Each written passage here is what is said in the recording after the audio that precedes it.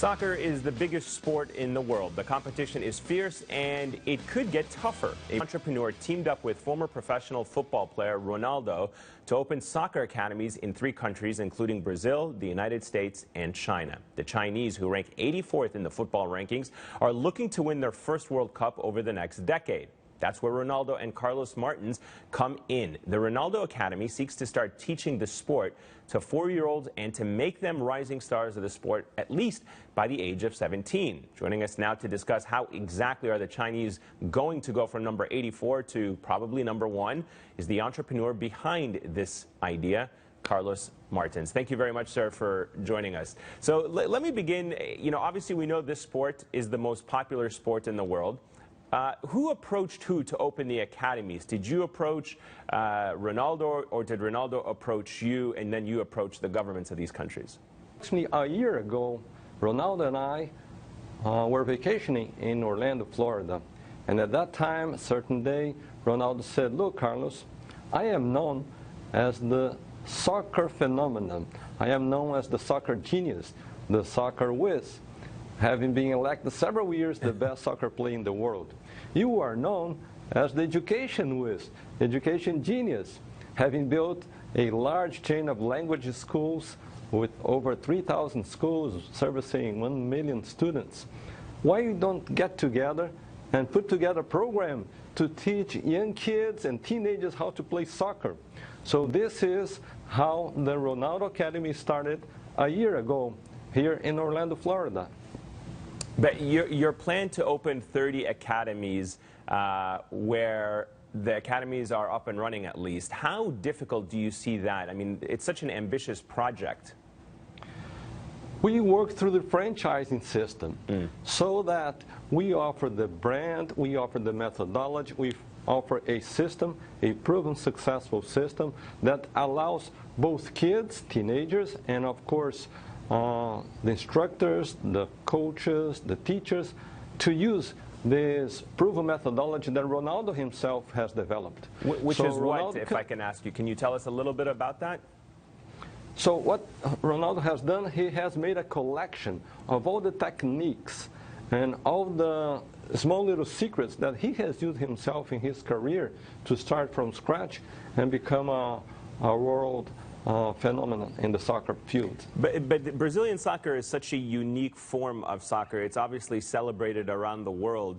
How difficult do you think it's going to be to teach countries that have a very different culture when it comes to the beautiful game than Brazil? I mean, there's a certain part of Brazilian soccer or football that is because of the lifestyle in Brazil and the story of these individuals. Can you really just import that from Brazil to China, the United States, and elsewhere?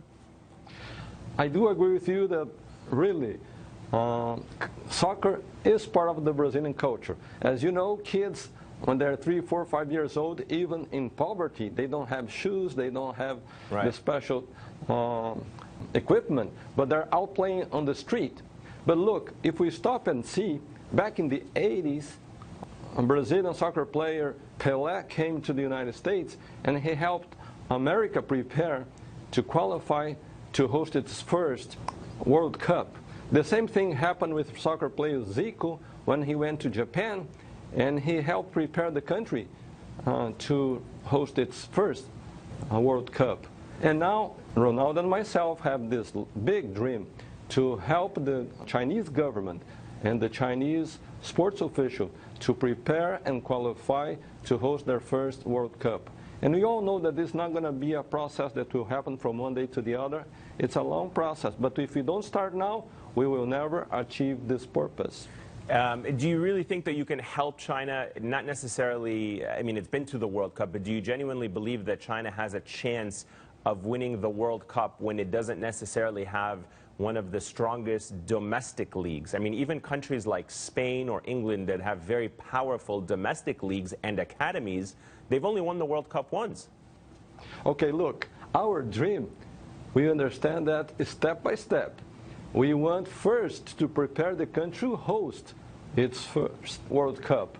Winning the World Cup is a different ball game. Right. So we just understand that Just like Japan and the United States already had their first World Cup, not necessarily they won the World Cup, but it's part of the game. Well, I can't let you go without asking you a question about Brazilian football and the national team there. There's a lot of criticism maybe that they're not playing very well. Maybe they need some help from the academies within Brazil these days. Well, I'll tell you one truth. Brazil team has many stars. They do. But we don't have a team. So they're all great stars. They play in Europe, they play in America, they play in Asia, but they don't play as a team. So I accept, I recognize, I acknowledge this is our main problem. We have too many stars. And well, you're going to have the academies in Brazil as well, so that's very good. We can bring some of that flair back to the Brazilian team. All right, Mr. Carlos Martins, thank you very much, sir, for your time, and thank you very much for joining us. Well, it's been a pleasure. Wish you the best of luck. See you. Thank you. Thank you. You're watching Roadmap on Shift by MSNBC. We'll be right back.